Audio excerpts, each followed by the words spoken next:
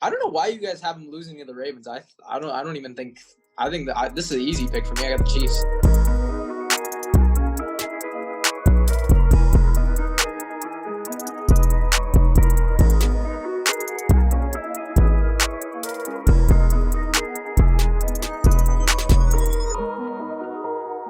Hello, everybody, and welcome back to the Cold Hard Truth podcast. I'm Anish Gupta. I'm Jack Smith. I'm Shrikar Gendran. So, yes, we are back at it again with the playoff predictions. Obviously, you guys saw our NFC West predictions, so we're going to go switch over to the AFC side, and we're going to start with the AFC West. Obviously, we did our predictions as same way in the last episode via this website called playoffpredictors.com. So please be sure to make your own predictions using that same website. I think all three of us found it really enjoyable to predict all 256 games. So feel free to do that. And also, in the next 8 days, we're trying to hit a subscriber goal of 200. So please help us out. I believe we're only 30 away. So we got 8 days. You guys can help us reach that. Really appreciate that. And guys, let's get started with the Denver Broncos. I think if you guys are okay, I can switch it there. If you guys are okay, maybe I can start. Yeah, no worries. Get it. All right. So obviously we did an episode on him. I think Shrikar and I did it. And basically we talked about the development of Drew Lock. I think that was a big key. And the thing with the Denver Broncos that I said was when people ask me why do I have them as the most improved team in the AFC, it wasn't because of the additions they made on defense. It's because I see a big projection and a big upside for Drew Lock. I just picked him in fantasy recently in our fantasy draft. I had a 14-team draft, and I was just discussing him with Jack. I think Drew Lock has the potential to be a franchise quarterback. I think John Elway finally hit the mark on one. And we saw it, right, in the last 5 games that he played, 4-1. Obviously, had a couple game-winning drives that I saw that were really impressive. And with their schedule, it's pretty tough. I mean, the NFC South is no joke. They obviously have to play the Chiefs twice. I think the Chargers are also not an easy out. But that being said, I think, as I said earlier in the Denver Broncos team-centric episode, I had them going 9-7, and in my playoff predictors thing, I had that staying consistent. I think they start off slow by losing to the Titans, but I think they pick up steam right away and beat the Steelers. There are some upsets I potentially see, like them beating the Bills at home. I think that's one that I think you guys might be able to agree with me there. But other than that, I think they're like the Saints. I don't have them beating. But I do have them beating the Chiefs once. So if you guys maybe want to expand on that, talk about the Broncos a little bit and give your record predictions. I also had them splitting with the Chiefs. And I had them going 9-7 in the Broncos episode. I have them going 8-8 here. But before I get into that, I just kind of want to address an interaction I had with another football fan. So his take was that the Broncos this offseason should have signed Cam Newton to start over Drew Lock. And it kind of shocked me at first, but here's my take on it. I mean, obviously the jury is still out on Drew Lock, no matter how high you are on him.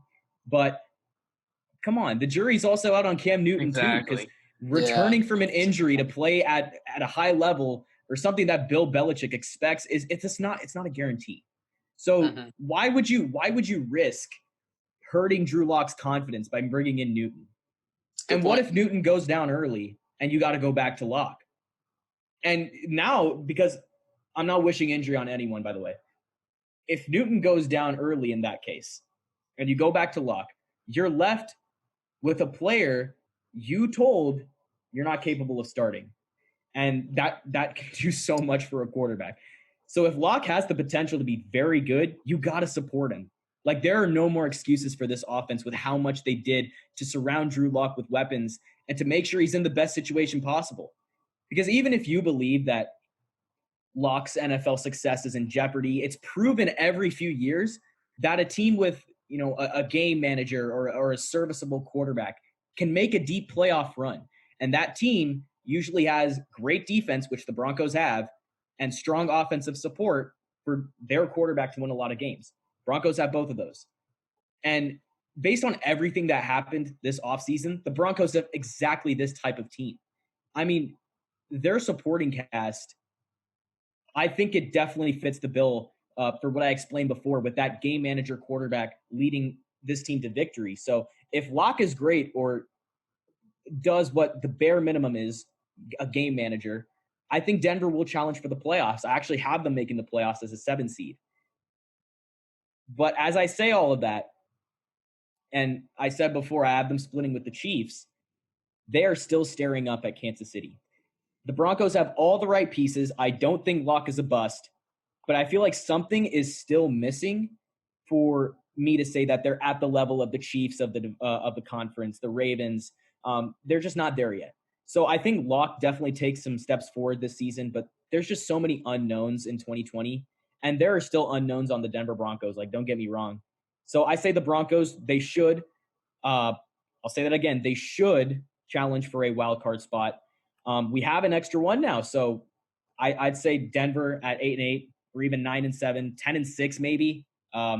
If everything goes in their favor. Wait. No, but what's your definitive pick? 8-8? Oh, 8-8, because that's what I had on the playoff. And you think that gets in? That gets in for you? It gets in for me. Interesting. It gets in for me. Do you have any potential big games that you see? Just maybe throw them out. Well, like you said, I had them splitting with the Chiefs. I think I did have them beating the Bills in an upset. They're definitely gonna be a team to monitor throughout the season, as that sort of upset team or that underdog team that somehow ends up winning these games. And as we saw, I know it's a small sample size, but with Drew Lock, his wins were impressive. Like, they were impressive wins. But I think the real challenge this season with the league as a whole is convincing yourself that like a middle of the pack team is going to do that much better, because we have so little evidence from the offseason. All we know of Locke is what we saw last year. So Denver coming off a 7-9 season, I think that could easily fall to 5-11 or rise up to 10-6. Those are my floor and my ceiling, because those 2 wins or 3 wins, either way, it's kind of about turnovers and momentum. It comes down to a few field goals or a first down or 2. It's kind of like, it's just tough to predict, especially this year, as in any year. So I think the Broncos go 8-8. I think you sneak in as a 7 seed. There is a race for that 7 seed, which we'll highlight later when we get to the Raiders and the Chargers. But right now, 8-8, 9-7, I'd even say, but 8-8 is my definitive prediction on the playoff predictors. So yeah, that's what I got Denver going. I feel like a lot of people this offseason were like really high on the Broncos, and everyone made it seem like a sure thing that Drew Lock would do so well in his second season. And I kind of felt myself over the offseason being one of the people that were less convinced of Drew Lock and the Denver Broncos. I think that just there is a lot of roster turnover, and with no preseason games at all, and new players all over the offense, I think it's going to be difficult for the Broncos to put it all together. But if they do, I mean, they can be a powerhouse in the AFC. I think that there will be some sloppy games. I think there'll be some games that they lose, and I don't think they'll beat any of the more experienced teams. I've got them losing to New England. I've got them losing to New Orleans, because I feel like those teams handle young quarterbacks well, especially New England. I think that's a game that was one of my more solid predictive games, and I don't think they beat a team like Buffalo, who's really – they're firing on all cylinders all the time. And I think that a bit high on Josh Allen, eh?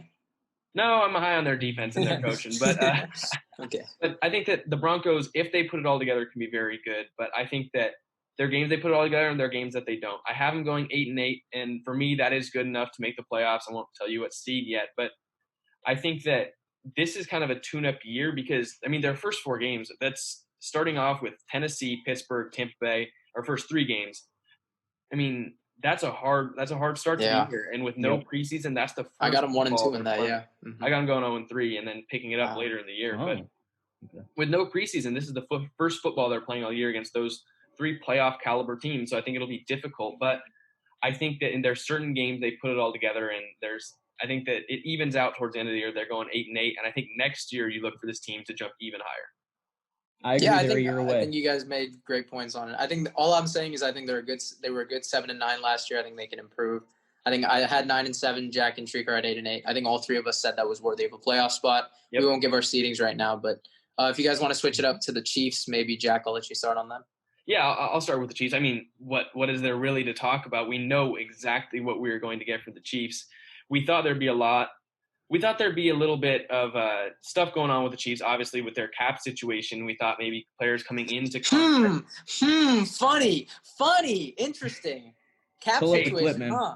I wonder who said that they would be able to keep all their players. Doesn't mean they're going to keep everybody. This is a perfect moment for Jack to just put in the clip, man. All the guys it came in an episode. Be able to keep. You were worried about Chris Jones. I said, don't worry. They will be fine. This just creates more worry for players in the future like Mitchell Schwartz and everyone else. Just keep crazy going. Now that Mahomes contract is looking like a bargain. I'll handle it. Keep going.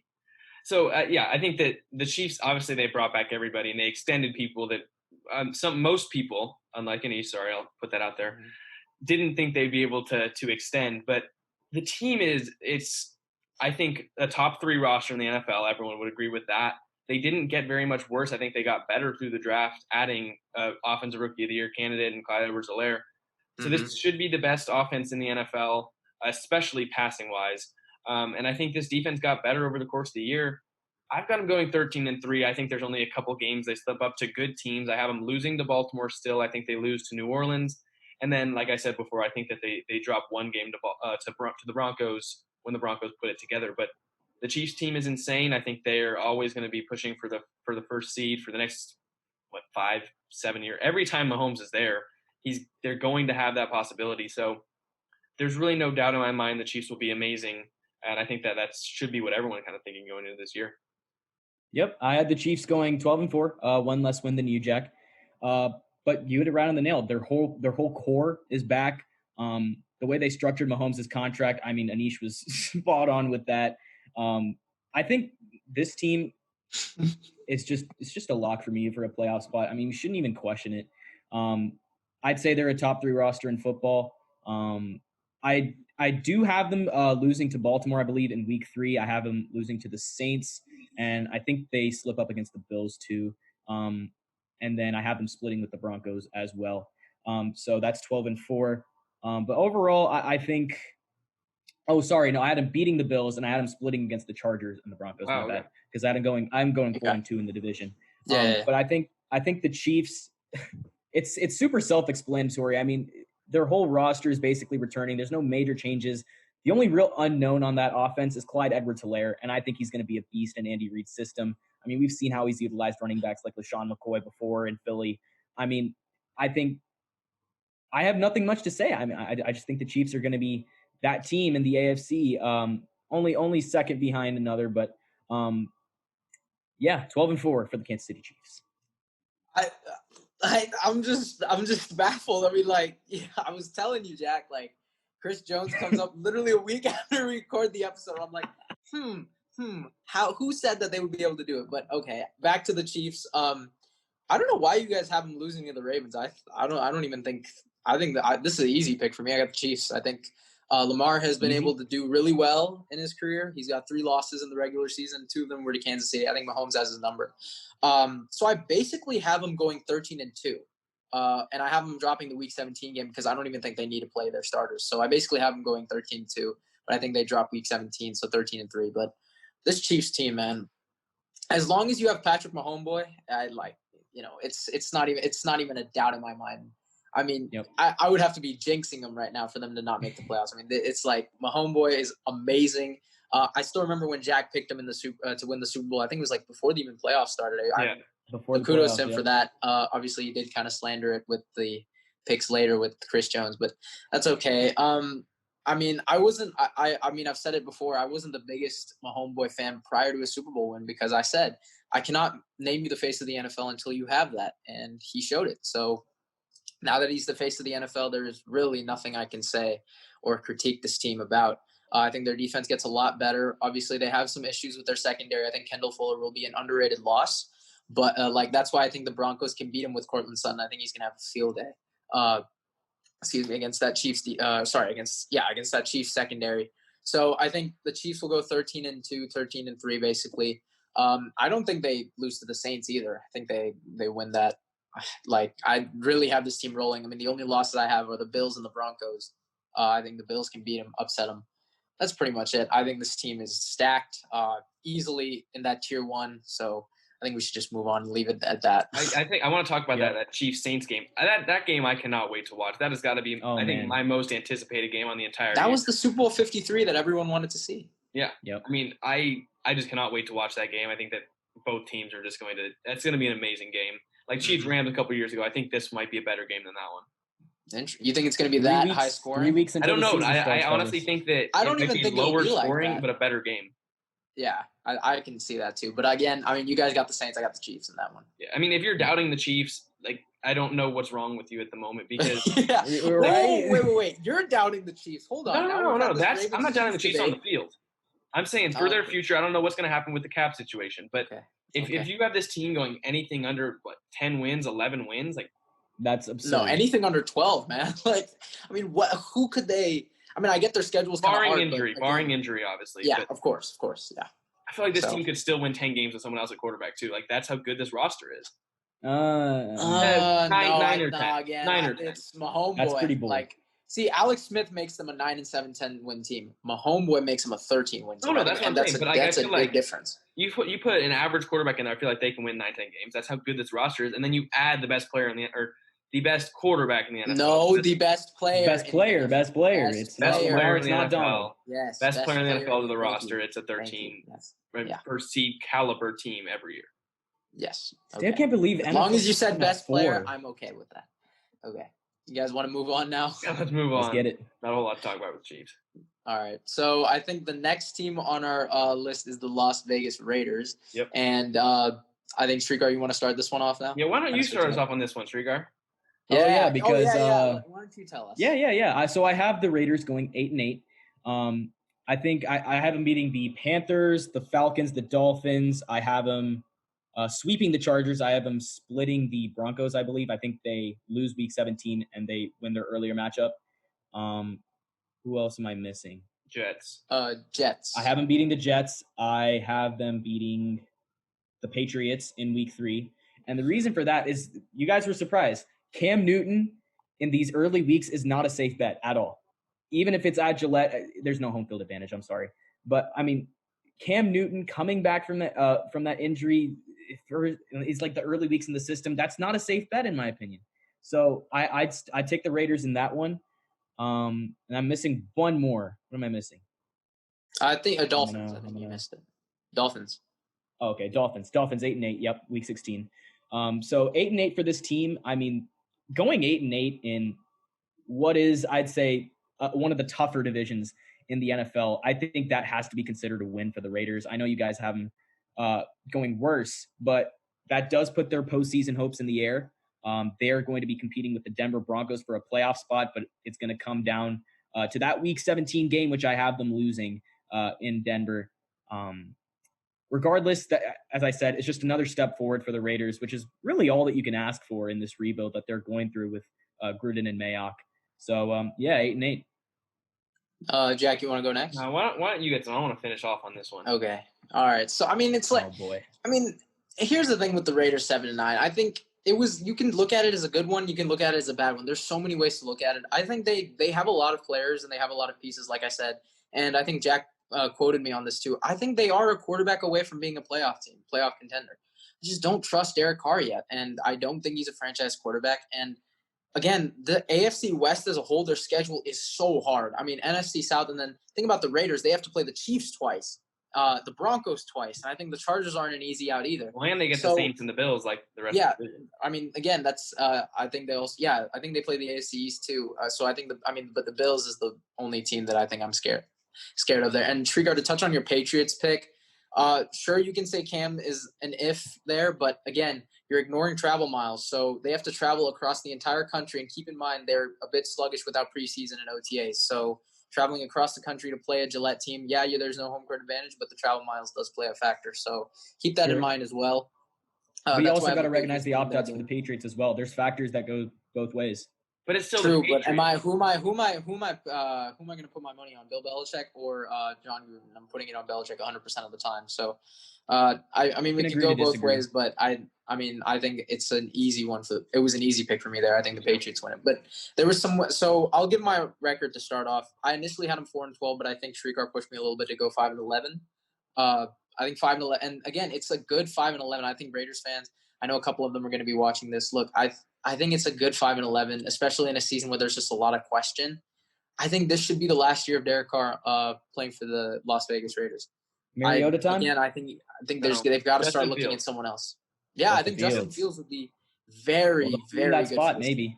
Yeah, I mean, another OSU quarterback, and I promise you, he's not going to be a Terrell Pryor. I promise you that. Okay, so Raiders fans, if you guys get Justin Fields somehow, Dwayne Haskins rookie year.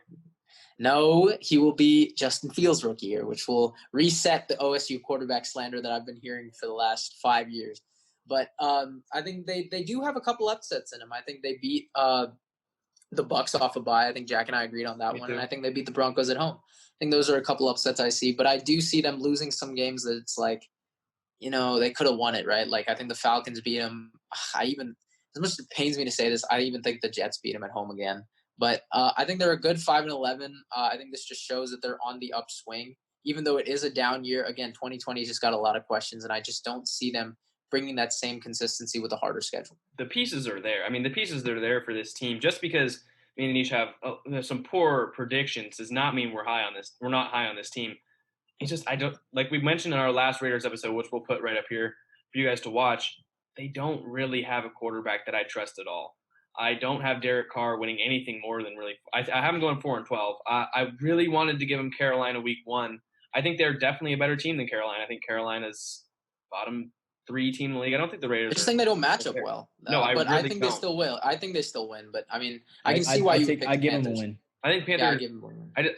I don't think they match up well. I think that the Panthers. I think they'll throw the ball a lot over this Raiders team, especially with. I think they've got a very underweight. Bridgewater in his first game. Yeah, I have the Raiders. I think they come in a little bit more experienced, but I mean, again, it's a flip of a coin in my opinion. Yeah. But I think that the Raiders they got Henry Ruggs this year in the draft. They got Damon Arnett. We don't know really what to expect, but the Raiders, maybe we need to start respecting them as one of the teams that drafts really well, and they get another high draft pick this year.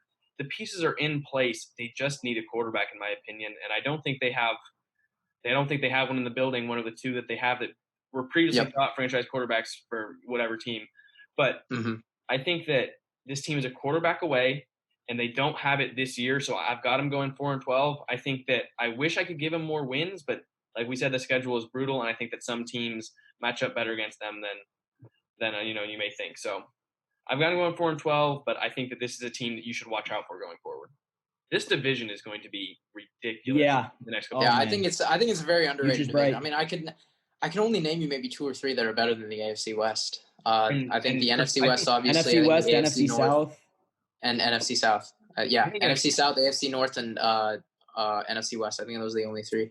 In a couple of years, this division could be the best in football if Justin Herbert. If Justin Herbert and Drew Lock pay off, and the Raiders draft a quarterback like a Justin Fields, maybe even Trevor Lawrence, that they play worse this year, this division could be the best in football. And I mean, there could be 4 playoff teams in this division.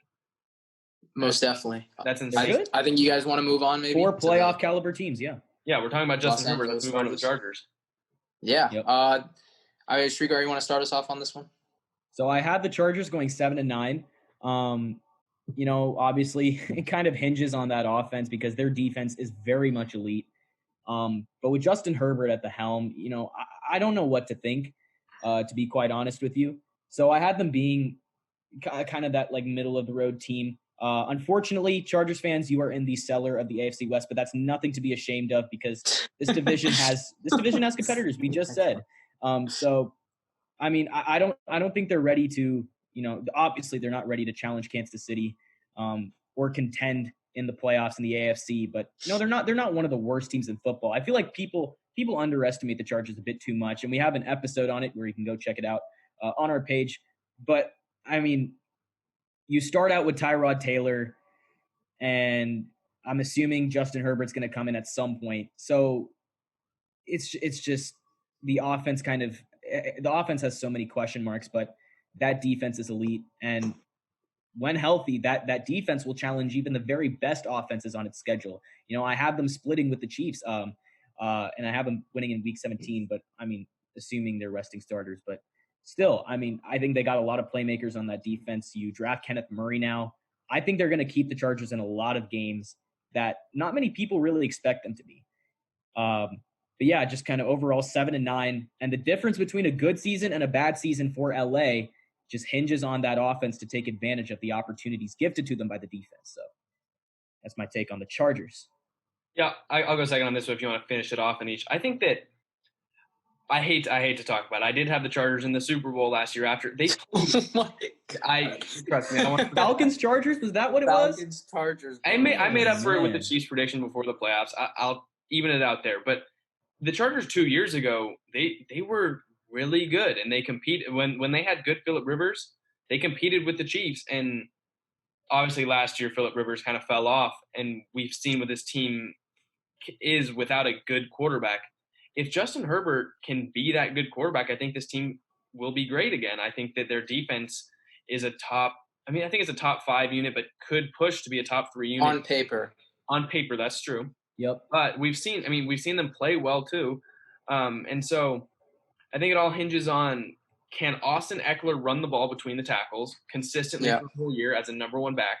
And can Justin Herbert turn out to be the franchise quarterback for this team? And I think that he needs to be more than just an average quarterback. I think Phillip Rivers' year last year was average, if maybe just a little bit below average. Yeah, a little bit But below. if he could be a fringe Pro Bowl quarterback, I think this team is destined for playoff success within the coming years. This year, however, I don't think they get there. I don't think he starts until maybe 5-6 weeks of the season, if at all. I think that if Tyrod Taylor plays well and Justin Herbert they don't think is ready, which there's a very big possibility he does not play a single game this year. I think that this Chargers team, I think they won't be as bad as the Raiders, but I don't think that they'll be as good as the Broncos. I've got them going 6-10, but this is a really hard team to predict because we really just don't know what to expect, because there's changes at quarterback and running back, full changes in the running back room, and the defense on paper looks good, but who knows? It could fall apart. And so I think that there are some hard teams to predict. I think that the Bears are a really hard team to predict. The Patriots are a really hard team to predict. And I think the Chargers are right there in the realm of hard teams to predict. And so I've got them going 6-10, but I mean, they could be worse. They could be better. It's really tough. I'd say the Chiefs are a hard team to predict too. Stop the cap. But all right, I'll round it out with the Chargers. I think they're the definition of an 8-8 team. I've been saying this for a while now. Because here's the thing, their roster is really good. I mean, we talked about it. I mean, Derwin James, their secondary, Derwin James, Desmond King, Casey Hayward, Chris Harris. I mean, come on. And I think Nasir Adderley can make some plays too. It's just, again, how do they finish games? How do they close them out? Because I've seen Casey Hayward give up a pass interference call where it was like, what are you doing? Why did that happen? And it's like, Anthony Lynn, can you be a better coach? I think Phillip Rivers did have a pretty mediocre year last year. And I think while you say fringe Pro Bowl year, I think that's a little unclear from Justin Herbert. I don't know what I would expect. No, I'm talking for the future. Yeah. So I think Tyrod Taylor they should redshirt him for the first year. If I'm them, I think they should redshirt him. I think Tyrod is a solid starter. Again, career winning record. I mean, yeah, it's been a while since he's played. I think 2018 was the last time he started a game. But again, with the career winning record, he's got a big game for football. Sorry, what was that, Shrikar? And then Baker took over week 3. That's the last action we saw. Yes, I remember that. But I think meaning an 8-8 team, I think they're going to win the games that they should win. They're going to lose the games that they're supposed to lose. I think the only ones potentially, again, I think they beat the Chiefs week 17 because they rest their starters. And I actually think the Jaguars beat them coming off the bye. But so that's I hate the Jaguars. Pretty ironic. I mean, yeah, I think the Jags win a couple games, so I think that's one of them. But again, win the games that they should, lose the games that they should. I think that's literally the definition with the Chargers here. I got them beating the Panthers at home, but I also got them losing to the Bucs on the road, right? Losing to the Saints on the road, beating the Jets at home. There are just some games where they're favored, some games that they won't beat. I think that's them. I mean, just an 8-8 team with a good roster. Again, I think they're, like you said, Jack, I think quarterback development is their key. And I think they'll get that eventually. But as of right now, if their roster can stay intact over the course of the year, I think they have some aging veterans, though, that they need to address. Like a Bulaga would be a potential guy because I think they got him for 3 years. But I think that's perfect for a guy like him. But again, 8-8 for this team. I think that finishes third in my AFC West rankings. I think it's similar to you three, right? Except Shrikar has them last. 7-9 is fourth, yep. Yeah, so, I mean, Shrikar got this division pretty loaded. I think Jack and I kind of got a little bit of gaps between each team. I'm sorry? A little more down to earth and kind of a little bit more gapped out between each team. I think Chiefs, clear distinction, Broncos a little bit more clear, same with the Chargers and the Raiders.